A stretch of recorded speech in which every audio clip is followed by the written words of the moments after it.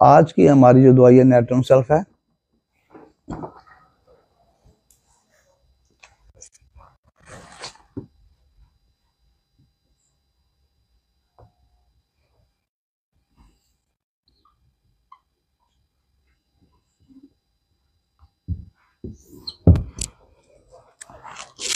Natrium सल्फोरिकम। अब ये देखिए कि ये हमारी बहुत बड़ी दवाई है, जबकि इसका इस्तेमाल इतना नहीं हो रहा जितना कि होना चाहिए। अब नेट्रम सल्फ है क्या?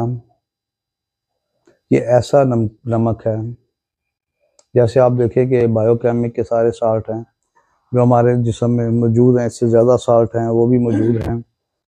तो हर साल्ट की अपनी अपनी एक पहचान है, अपना एक काम है। नेट्रम सल्फ का काम ये है कि आपके जिस्म से अगर ज़्यादा पानी है, पानी कहीं अकमुलेशन ऑफ वाटर हो गया है, उसको इसने बाहर निकालना। जबकि इसके साथ की नेट्रम में हो रहा है, वो पानी ज़्यादा हो गया है तो उसने अंदर ही उसको बराबर करना है। ये जो नमक है ये बाहर निकालेगा। अब पानी देखें कहाँ कहाँ से बाहर निकलता है। किसी को पसीना बहुत ज़्यादा आ रहा है, हमने कभी सोचा इसको पसीना क्यों आ रहा है, बस ठीक है कलामत है, तो उसके अंदर पानी ज़्यादा बन रहा है। किसी को पेशाब बहुत आ रहा है, वो कहता है मैं 1 गिलास पानी पीता हूँ 5 दफ़ा पेशाब करके आता हूँ। उसके अंदर ऑलरेडी पानी है, वो नहीं बर्दाश्त कर रहा। वो पानी पीता है, वो पानी ज़्यादा होता है, उसने निकलना है, या पसीने के स्रोत निकलेगा, या आपको मोशन लग जाएंगे, या पेशाब ज़्यादा आ जाएंगे। ऐसे पेशेंट को, ऐसी कॉन्स्टिट्यूशन को हाइड्रोजिनाइड कहते हैं, कि जिनके जिस्म में पानी की ज्यादती हो या जिनको पानी माफक ना आता हो, दैट इज कॉल्ड हाइड्रोजिनाइड कॉन्स्टिट्यूशंस। और जो हाइड्रो हमारे बड़ी आसानी है, हाइड्रो मेन 4 बड़ी दवाइयां हैं, थूजा है, नेट्रम सल्फ है, डल्का मारा है, और कौन सी है, रेनियल एडिमा है। और ये मेन दवाइयां हैं। और आप ये देखिए कि ये है क्या, नेट्रम सल्फ होता क्या है, इसकी सिम्टम क्यों कौन सी है, क्यों बनती है। नेट्रम सल्फ में भी जलकान है, नेट्रम सल्फ में भी आपका पेट खराब होता है, नेट्रम सल्फ में भी आपकी इंटेस्टाइन खराब होती है, नेट्रम सल्फ में भी आपको दिमागी प्रॉब्लम हो जाती हैं, आपकी दिमागी चोट है, आपकी स्पाइनल मेनिंजाइटिस है, स्पाइनल कोई इंजरीज हैं, वहाँ भी काम करती है। आखिर ये कैसे काम करती है वहाँ पे? यह हाइड्रोजिनाइड है, इसका मरीज समुद्र के किनारे नहीं रह सकता। यहाँ से जो लोग जाते हैं कराची कि हम जनाब वहाँ गए, हम सी शोर में गए, लेकिन हमारी ख़राब हो गई, उनकी दवाई फिर इन 4 दवाइयों में से ढूंढे, नेट्रम में और भी ढूंढ सकते हैं। नेट्रम में और बैलेंस कर रही है अंदर ही अंदर अपने नमक के साथ। नमक क्या है, आप देखें कि अगर कहीं पानी चाहिए नेट्रम में, वो नेट्रम में वहाँ जाता है, और जो थोड़ा सा पानी पड़ा होता है उसमें डिजॉल्व हो जाता है, उसकी मिकदार ज़्यादा हो जाती है। और कहीं नमक ज़्यादा है, वो नमक खुद ब खुद वहाँ से स्क्वीज करता है, खुश करता है, उसकी स्वेलिंग, उसकी सोजन ठीक हो जाती है। जबकि नेट्रम सल्फ में ये नहीं है कि वो बैलेंस अंदर ही अंदर बरकरार रखे, ये पानी को बाहर निकालेगा। कितने ही मरीज आपने देखे होंगे, स्वेलिंग है टांगों पे बहुत ज़्यादा, और टांगें रिस रही हैं बकायदा, और हम वहाँ परेशान रहते, ओहो ये तो केस ही ख़राब हो गया, इसको तो स्किन ही फट गई। नो, मसाम है, पसीना नहीं आता, पसीने से अगला जो स्टेप है वो फिर पानी आएगा, और पानी वो जो अडीमा बन चुका है, जो आपका प्लूरिसी बन चुका है, पानी उसने बाहर आना है, नेट्रम सल्फ निकालना है। अगर नेट्रम सल्फ नहीं निकाल रही तो आप देंगे तो नेट्रम सल्फ पानी निकालेगी। और किसी के जिस्म में पानी निकल रहा है, उसको अडीमा है, उसको वो है कहीं भी स्वेलिंग है, तो इसका मतलब है कि वो हाइड्रोजिनाइड है, उसके जिस्म में पानी ज़्यादा आ गया है और वो अपना रास्ता बाहर बना रहा है, और जो नेट्रम सल्फ जो साल्ट है वो उसको निकालने में मदद दे रहा है। हम कोशिश करते हैं कि पानी रुके, हम तो स्टेज पे कहते हैं जी एडीमा रुके, हम एपिस देना शुरू कर देते हैं, हम सिलेशिया देना शुरू कर देते हैं, उसको रोकने के लिए नाइट्रोमर देना शुरू कर देते हैं। जबकि आप नाइट्रम सल्फ देंगे तो वो और बेहतर तौर पे पानी निकलेगा और उसकी ऑडिमेटस कंडीशन ठीक होगी। अब ये पानी कहाँ से आता है? हाइड्रोजनाइड है क्या? What is hydrogenoid? ये बनता कैसे है? कुछ कॉन्स्टिट्यूशन है ना, ट्यूबर टीबी की कॉन्स्टिट्यूशन है कि जिनके खानदानों में टीबी होती है उनके बच्चों को, उनके खानदानों को आप देखें कि कभी यहाँ पे नोड्स निकल रहे हैं जिनको सर्वाइकल नोड्स कहते हैं, कहीं लंप निकल रहा है, कोई एक्सटर्नल लंप निकल रहा है, इंटरनल लंप निकल रहा है, पेट में चले जाएंगे क्राउन डिजीज हो रही है, लिम्फेटिक एजिस बन रहे हैं, लिम्फेटिक नोड बन रहे हैं। तो टीबी वालों के ये नोड बनते हैं। इसी तरह हर कॉन्स्टिट्यूशन की अपनी सिम्टम है। तो इनका पानी कैसे बनता है? कुदरती तौर पे इनका पानी ज्यादा होता है और जब ये पानी वाली जगहों पे जाते हैं तो इनको बीमारियां ज्यादा लगती हैं।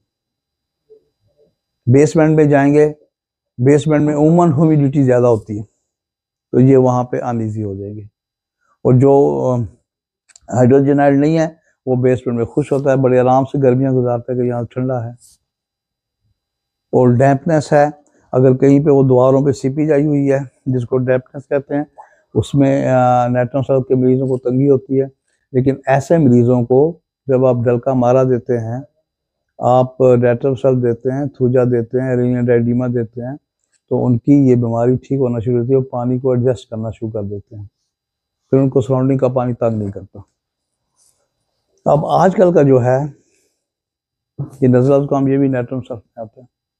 आजकल का जो दमा है ये नाइट्रम सल्फ में आता है। जो बच्चों को न्यूबलाइज हो रहा है, ऑक्सीजन लग रही है, ये भी नाइट्रम सल्फ में आता है। क्यों आता है? कि कितने अरसे से बारिश नहीं हो रही और पूरी गर्मियों का जो समुंदर का पानी है वो एवेपोरेट होके ऊपर इकट्ठा हुआ है और अल्लाह ने सीज़न चेंज करने हैं, अल्लाह ने सीज़न बनाए हुए हैं और वो पानी ऊपर है, ऊपर ह्यूमिडिटी है और उस ह्यूमिडिटी की वजह से हर बंदा इस मौसम में हाइड्रोजनाइड बना हुआ। जैसी बारिश होगी पानी जाएगा नदी नालों में, पहाड़ों पे, फिर समुद्र में जाएगा, एक बैलेंस मुकम्मल हो जाएगा और आपकी कह रहे हैं जी बारिश होकर नज़ला जुकाम ख़त्म हो जाएगा। तो जानी कि आपके अंदर जो पानी की वजह से, ह्यूमिडिटी की वजह से प्रॉब्लम्स आ रही हैं वो ठीक हो जाएगी क्योंकि पानी सारा निकल चुका हो।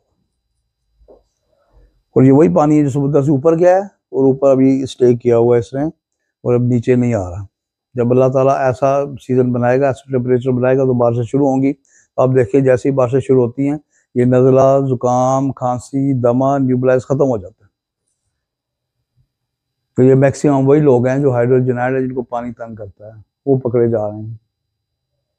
आप सर्दियों में देखें कि कुछ लोग जो हैं सर्दियों में पकड़े जाते हैं, हीटर लगाते हैं, पानी खुश्क हो गया, अब वो उस वजह से तंग है। अब उन्हें पानी खुश्क है, वो पानी ज़्यादा पी रहे हैं, उनमें भी न्यूबलाइजर लग रहा है, उनको भी ऑक्सीजन लग रही है, उनको भी दमा हो रहा है और वो कह रहे हैं कि अपने हीटर के ऊपर एक पानी रखें, अपने हीटर के ऊपर एक कोली रखें, बर्तन रखें ताकि पानी वहाँ पे उबलता रहे, आपको पानी के बुखारात मिलें और आप ठीक हों। यहाँ पानी ज़्यादा है, वहाँ पानी कम है, अलामतें सेम हो रही हैं। तो इसलिए ये जो मौसम है ये हाइड्रोजनाइड लोगों के लिए तंग करता है और वो इसमें प्रॉब्लम करते हैं। और जितने लोग हैं आप देखें कि ये पानी की जगह दरियाओं पे, मार्शी एरिया में ये तंग होते हैं और इन्हीं लोगों को डेंगू ज़्यादा होता है जो हाइड्रोजनाइड होते हैं। क्यों होता है? मच्छर की वजह से हो ना हो, ये डेंगू पानी की वजह से होता है कि पानी है तालाबों में खड़ा है, जोड़ों में खड़ा है और आपके अंदर भी पानी ज़्यादा है। जब आपके अंदर पानी ज़्यादा होगा, बाहर भी पानी ज़्यादा होगा या पानी ह्यूमिडिटी ज़्यादा होगी तो मच्छर एक बहाना बनेगा, कैरियर तो है। लेकिन मलेरिया सिम्टम सिर्फ इस मौसम में क्यों पैदा होती है? मलेरिया की सिम्टम सिर्फ अक्टूबर, नवंबर, सितंबर में क्यों पैदा होती है?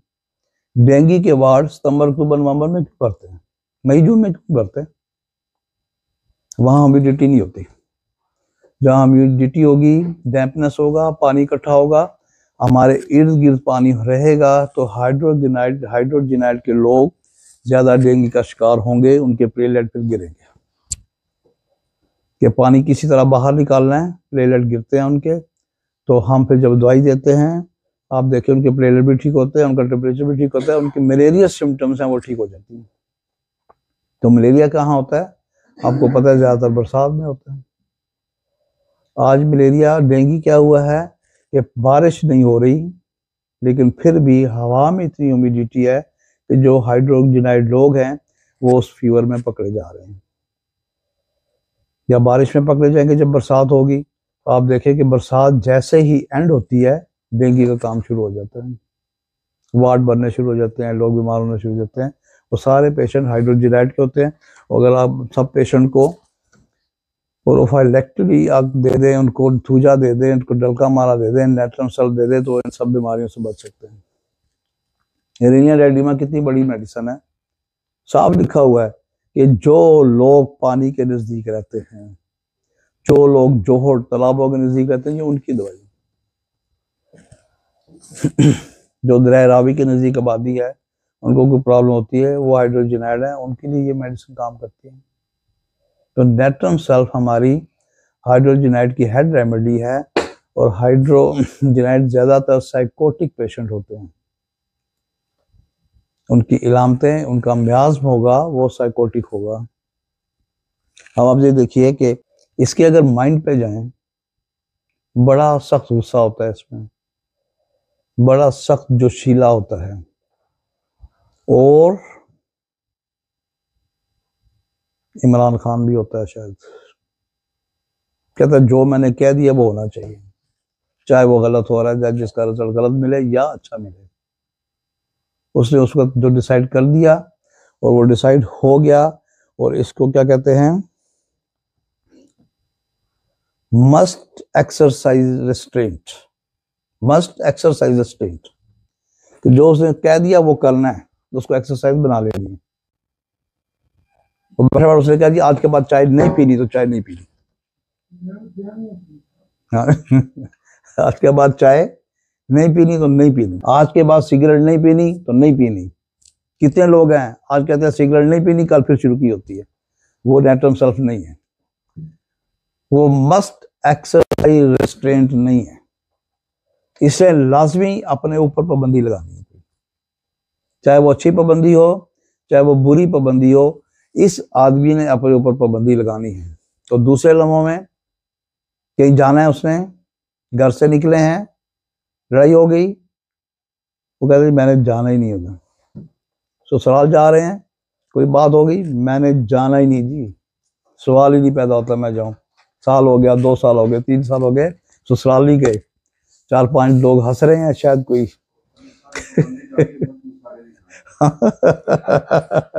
तो ऐसा जो छिलापन है, ऐसी जिद है कि जो कह दिया वो करना है। फिर मस्ट एक्सरसाइज स्ट्रेन, ये इसकी मेंटल सिम्टम।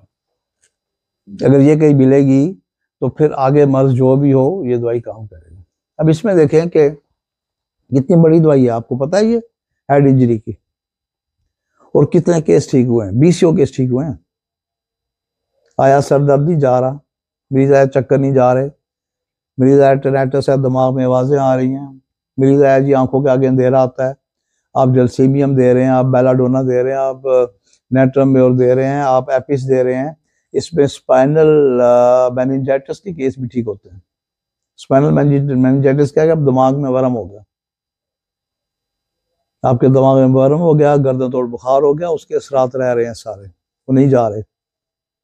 क्यों? असाब जख्मी हो चुके हैं, खास असाब, चोट लगी, हेड इंजरी, खास कोई स्पाइनल इंजरी हो गई है तो ड्यू टू ट्रामेटिक हेड की वजह से किसी स्टेज पे वो गिरा है, सर पे चोट लगी है, उस दिन से सर दर्द नहीं जा रहा, उस दिन से चक्कर नहीं जा रहे, उस दिन से लड़खड़ा रहा है, उस दिन से चीजें दो नजर आ रही हैं, उस दिन से नजर कमजोर हो गई है, उस दिन से खारिश शुरू हो गई है, उस दिन से बाल गिर गए हैं, उस दिन से फिट्स पड़ रहे हैं। और अगर पीछे हिस्ट्री आती है कि हेड इंजरी, अब नेट्रम सल्फ सिंगल है, सब चीजें ठीक हो जाती हैं। और इसने बड़े केस ठीक किए जिनको फिट्स पड़ते थे, लोग मिर्गी का इलाज करा रहे हैं, डॉक्टर उसकी मिर्गी का कर रहे हैं।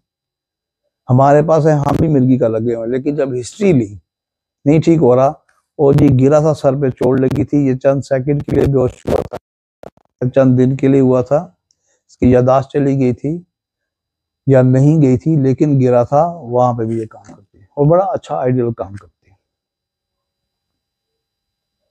और इस तरह की हेड इंजरीज में बड़ी खतरनाक बीमारियां हैं। अगर किसी को ब्रेन ट्यूमर है और वो बिनाइन है या आपकी मैलिग्नेंट है, लेकिन अगर पीछे हिस्ट्री निकल रही है कि हेड इंजरी की, तो आप नेट्रम सेल्फ के बगैर वो केस कवर नहीं होगा, आर्निका से कवर नहीं होगा, बेल से नहीं होगा, हाइपेरिकम से नहीं होगा, आपको नेट्रम सेल्फ देनी पड़ेगी और बेहतरीन काम करेगी।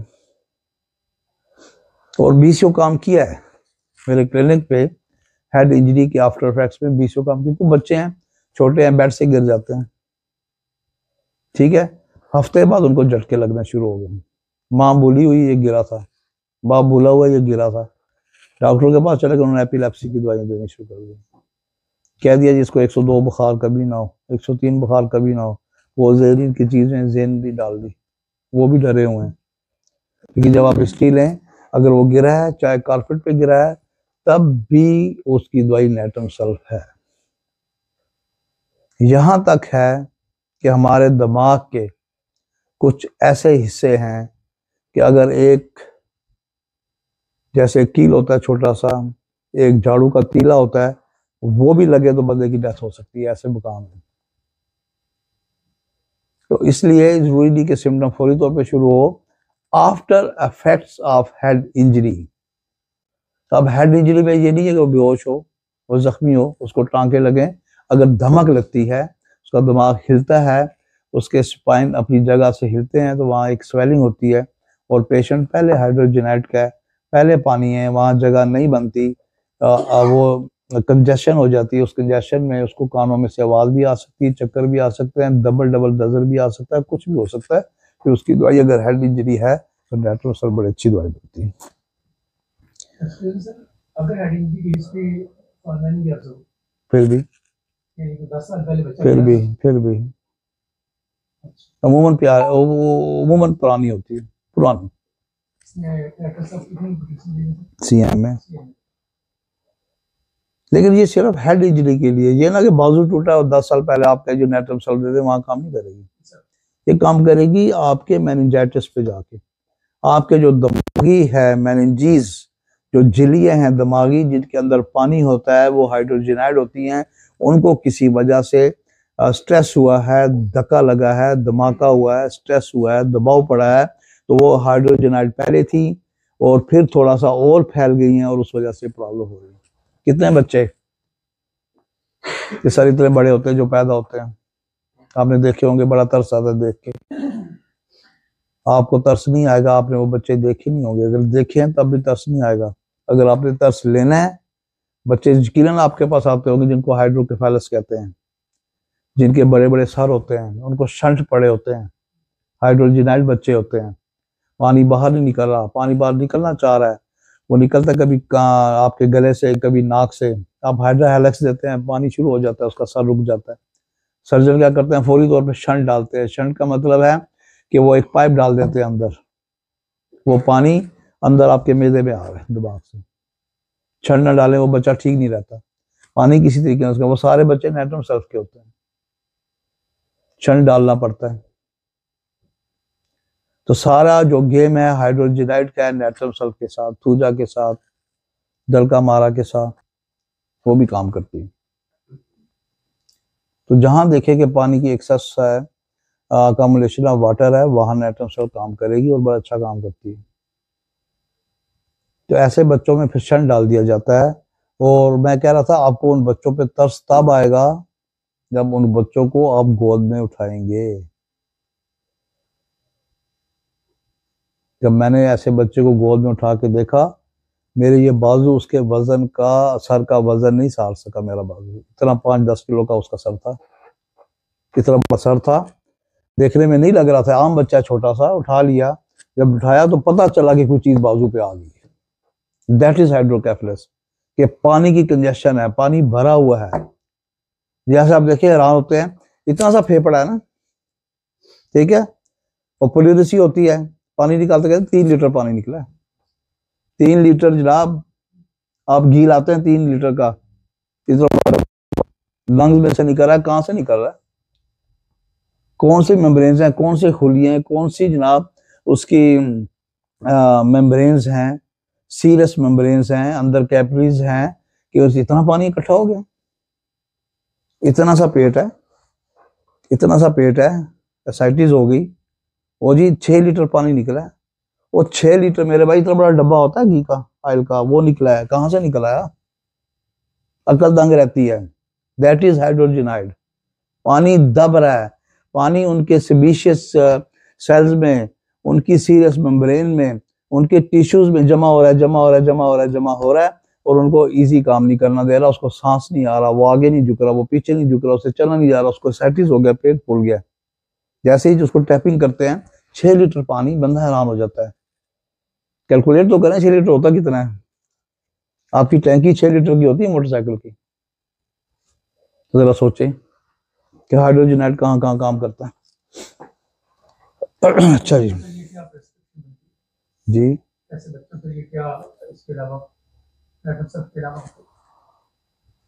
देखिए, सिम्टम जब नेट्रम सेल की डेल्टा सेल बनेगी, ये खुद एंटीसाइकोटिक है, काम करेगी, और साथ और सिम्टम है, कोई और काज है तो आप दवाई दे सकते हैं उसकी भी। अब जैसे आपके पास बच्चा आ गया है, वो कह रहा है जी मुझे यहाँ दर्द है, मुझे यहाँ चोट लगी थी, फुटबॉल लगा था, क्रिकेट की गेंद लगी थी, उसको तो नेट्रम सेल काम नहीं करेगी, चाहे यहाँ पे पानी है। सर की मेनिंजीज में अगर चोट लगेगी, उसकी दवाई नेट्रम सेल है। यहाँ पे दवाई आपकी आदमी का काम करेगी अगर आपके मसल्स डैमेज हुए हैं। अच्छा जी, अब आप ये देखें कि इसका जलकान के लिए बड़ी अच्छी दवाई है, पित्ते की पथरी के लिए बड़ी अच्छी दवाई है, पित्ते की जो बाइल्स है उसको ये ताकतवर बनाती है, उसको ये खालस बनाती है। अगर उसमें कोई इम्प्योरिटीज आ रही हैं, इम्प्योरिटीज कहाँ से आती हैं? आपने जनाब आज शाम को चावल खाए हैं, उसमें ऑयल मिर्चें थी, सुबह उठे 2 अंडे खा गए हैं, दोपहर को फिर न्यारी खा गए हैं, शाम को फिर 2 अंडे खा गए हैं, तो शाम तक अगर पेशाब पीला आ रहा है तो नेट्रम सेल दवाई उसकी बच सकती है। अब ये देखें कि इसकी जब बुखार ठीक, सारी जलकान ठीक हो जाता है, कई आपके पास मरीज ऐसे आते हैं कि उनकी कंजक्टिवाइटिस जो सेक्युलर ऑफ आइज है, ये सफेद हिस्सा ये पीला हो जाता है। आप आंखें खोल के देखते हैं, आपको जलकान है? कहता है नहीं। पेशाब पीला आ रहा है? नहीं। आपका स्टूल सफेद रंग का आ रहा है? नहीं। आपका LFT ठीक है? हाँ ठीक है। तो जलकान जहाँ रुका हुआ है आपकी सारी मेम्ब्रेन्स पे, वहां पे 2 दवाइयां बड़ा अच्छा काम करती है, एक चाइना और एक नेट्रम सेल। पुरानी आंखों की, आप आंखों के इलाज देखते हैं कि शायद इसको हेपेटाइटिस B ना हो, C ना हो, तो वो BC नहीं होता, लेकिन यहाँ पर वो येलोनेस आई होती है, तो उसकी दवाई नेट्रम सेल चाइना है। और मजे की आपको बात बताऊं, हमारी होम्योपैथी बड़ी अजीबोगरीब है। अगर आंखों के गिर्द पीलापन है, स्याहपन भी होता है, स्याह, अगर स्याहपन है जिसको हम कहते हैं कि हल्के हुए हैं, तो चाइना दवाई है। स्याहपन है तो स्टाफिस एग्रिया दवाई है, और अगर पीलापन है तो एसिड नाइट्रिक दवाई है, कि योगी जगह पीली होती है तो एसिड नाइट्रिक दवाई। इसी तरह आप देखें कि पित्ते की पथरी के लिए भी ये चलती है, और पित्ते की पथरी को निकालने में ये मदद देती है, और जलकान के लिए बड़ी अच्छी दवाई है। अगर patient if the patient is hydrogenoid, तो कोई मैच नहीं नेट्रम सेल का, ये भी मैं आपको बता दूं। हम हेपेटाइटिस B का इलाज करते हैं, C का इलाज करते हैं, जलकान का इलाज करते हैं, हम देखें नहीं ये हाइड्रोजनाइड का पेशेंट है, इसको तकलीफ होती है बारिश में। हाइड्रोजनाइड का पेशेंट नहा नहीं सकता शौक से, हाइड्रोजनाइड का पेशेंट हाथ भी नहीं धोएगा शौक से। कितनी औरतें कहेंगी जब से मैंने पानी में कपड़े धोए हैं, जब से मैंने बर्तन धोए हैं, मुझे प्रॉब्लम शुरू हो जाती है। That is hydrogenoid. पानी में काम नहीं कर सकते, बारिश हो गई वो वहां से बसरा हो जाएगा उनको। जब तक बारिश हो के खत्म ना हो जाए वो मरीज प्रॉब्लम में रहेगा। गुजर खान में बादल आए हैं, नेट्रम सेल का मरीज, रस्टास का मरीज, कलकेलिया फास का मरीज, यहाँ पे उसको पता चल जाता है कि कई बारिशें शुरू हो गई हैं, उसकी एक खास किस्म की तबीयत खराब होना शुरू हो जाती है, सांस की अनईजी हो जाता है। और एक होता है बारिश का खौफ कि बारिश हो ही ना। डॉक्टर साहब का मरीज ये नहीं कहता ना उसको पता तकलीफ ज्यादा होगी। कुछ ऐसी दवाएं हैं जैसे नाजा है, वो कहता है बारिश ही ना हो। एलैप्स कोरेलिनस है, वो कहता है बारिश ही ना हो। रेडियन एडीमा है, वो कहता है बारिश ही ना हो।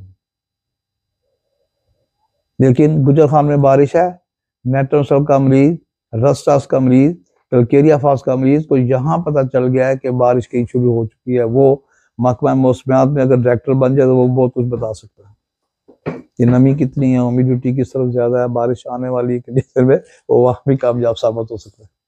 This is homeopathy.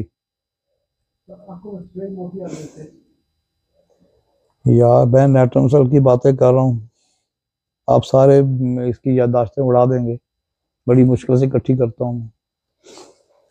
मोती आ जाए तो मेरे भाई causticum, calcarea fluor, silicea, calcarea carb, zinc कंपास, ये आंखें बंद करके दे दें, अल्लाह खैर करेगा। बाकी सिम्टम देंगे मेंटल, जल्दी ठीक होगा।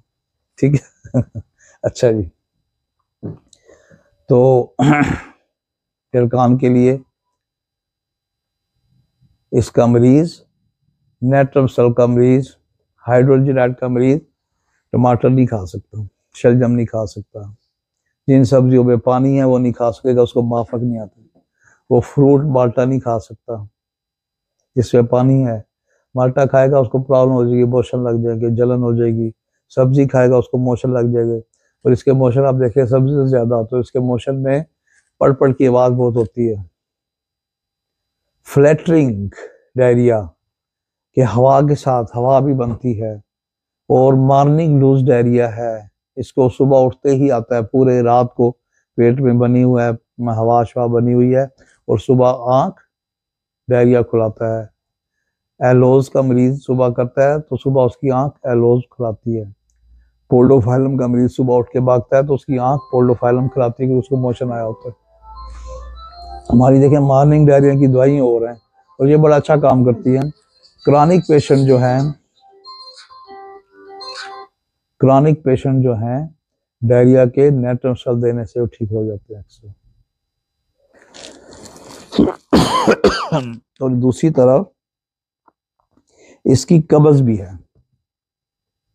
और कब्ज ऐसी है कि इसका खाना बहुत hard and very long and very in big size faeces होता है कि फंस जाता है, फिर उंगलियों से निकालें या नीमा दें, ऐसे नहीं निकल रहा। और इसी तरह लेग डेफ का, मैग्नीशियम म्योर का स्टूल भी बड़ा सख्त होता है। लेग डेफ का बच्चा छोटा सा जब स्टूल करके आए उसके बाद अगर कोई माँ बाप जाए वो हैरान हो जाता है कि इतने बड़े बड़े ये जो इसके सुद्दे हैं ये इस बच्चे के निकले हैं, वो हैरान हो जाते हैं। और उसके सुद्दे आपके WC का पाइप रोक देते हैं, आपने फ्लैश चलाई नहीं चल रही। ये लेग डेफ की है सिम्टम, ये मैग्नीशियम म्योर के सिम्टम है, ये नेट्रोसल की भी सिम्टम। तो जहां डायरिया के लिए काम करता है वहां वो भी ये काम कर रहा है। इसके स्टूल में भी इनलार्जमेंट है, शायद वो पानी की वजह से। अब इसमें जो सबसे ज्यादा है, एक तो लिकोरिया है, ग्रीनिश लिकोरिया होता है, इरिटेटिव होता है, और वो भी हाइड्रोजनेट पेशेंट में होगा। और जैसे सिपिया में आप देखें कि इसका कलर बदलता है, पल्साटिला का कलर बदलता है, करियोजोट का कलर बदलता है, कालियाइडेट का ग्रीनिश होता है, मर्कसाल का होता है, इसका भी ग्रीनिश डायरिया। और मेंसेस से पहले इसको ज्यादा हो सकता है, जैसे ग्रेफाइटिस का बाद में होता है, सीपिया का पहले होता है, इसका भी मेंसेस के बाद भी हो सकता है, पहले भी हो सकता है। फिर एक खास है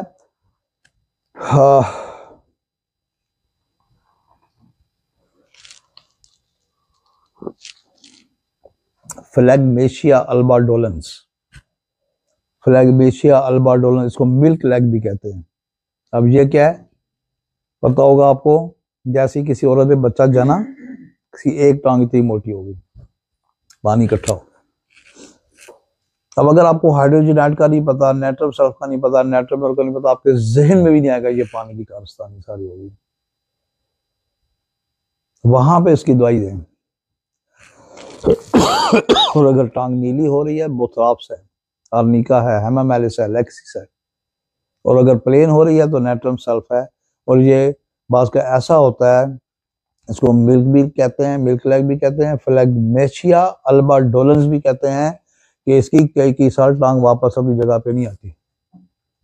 और टांग बाज का आप देखें, अगर आप नीचे से टांग देखेंगे तो आपको लगेगा कि एलिफेंटियासिस है, वो और बीमारी है। लेकिन अगर ये बर्थ के बाद हुआ है, आफ्टर डिलीवरी हुआ है, तो फिर ये मैग्नेशिया अल्बाडोलेंस है। इसमें ये बड़ा अच्छा काम करती है, वो पानी जहाँ जहाँ आएगा ये काम करेगी। इसके अलावा जो लास्ट में मैं बात करने लगा हूँ, अस्थमा। अस्थमा की बेहतरीन दवाइयों में से एक दवाई है, चिल्ड्रन अस्थमा में ये बड़ा अच्छा काम करती है। लेकिन याद रखिए कि इसके अस्थमा के बच्चे हाइड्रोजिनाइड होंगे। इस मौसम में जब के बारिशें नहीं हो रही, उसको प्रॉब्लम होगी।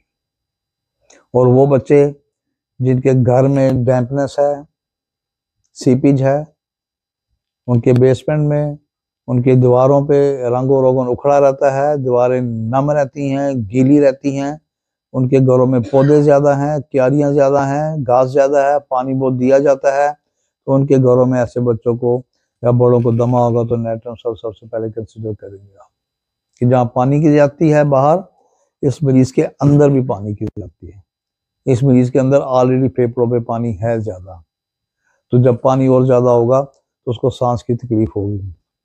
तो हम ऐसे बच्चों को देते हैं कि बच्चों को उमन होता है कि डॉक्टर क्या कहते हैं, फिर माजरत के साथ डॉक्टर हमारे भाई हैं, वो क्या कहते हैं, पर्दे चेंज कर दो, कारपेट चेंज कर दो, पैड्स निकाल दो, रोज कपड़े पहनाओ, रोज जराबे पहनाओ। कालीन चेंज हो गए हज़ारों रुपए के, पर्दे चेंज हो गए हज़ारों रुपए के, गार्डनिंग का काम खत्म कर दिया। किसी की पसंदीदा हॉबी थी, पेट किसी की हॉबी थी, वो निकाल के परिंदे कुत्ते बिल्लियां सब निकाल दी, बच्चा वहीं का वहीं, बच्चा वहीं का वहीं। उसको दे नेट्रम सल्फाइड ठीक हो जाएगा, उसको दे डलका मारा ठीक हो जाएगा, उसको दे मेडोरिनम ठीक हो जाएगा, उसको दे पोलन, उसको दे पोथोस, उसको दे ब्रोमियम, उसको दे एम्ब्रोजिया। ये चंद जो दवाइयों का नाम लिया, यही काम उसका इंशाल्लाह अल्लाह ने चाहा तो ठीक हो जाएगा। ना पर्दे चेंज करें, ना कारपेट चेंज करें, ना रंग और रोगन नया कराएं जी, रंग रोगन कर दें। अच्छा, मुझे नहीं समझ आती कि टैने लगा दें जी, पीछे सेम आई हुई है, टैने लगा दें, वो भी सेम खत्म हो जाएगी। आज की जो सेम है ऊपर है, कितने किलोमीटर ऊपर बादलों में बारिश रुकी हुई है, उसकी सेम आ रही है नीचे, उसकी ह्यूमिडिटी, वेट ह्यूमिडिटी आ रही है, जिसकी वजह से प्रॉब्लम हो रही है। तो आप अब एक तो अपनी दीवारें कमजोर करें, टैने लगा के, बीमारी तो आ रही है। टैने भी चेंज कर ली, पर्दे भी चेंज कर लिए, कारपेट भी चेंज हो गया, पेट्स भी गए, और जनाब पौधे भी गए, बच्चा फिर वहीं की वही, आंटी फिर वहीं की वहीं, मिसेज फलानी फिर वहीं की वहीं, दें दवाई अब उनको।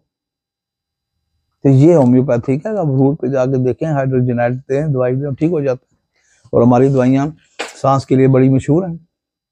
पोलन एलर्जी हो, चेंज ऑफ टेम्परेचर हो, चेंज ऑफ वेदर हो, चेंज ऑफ पोजीशन हो, हर दवाई अलग मौजूद है।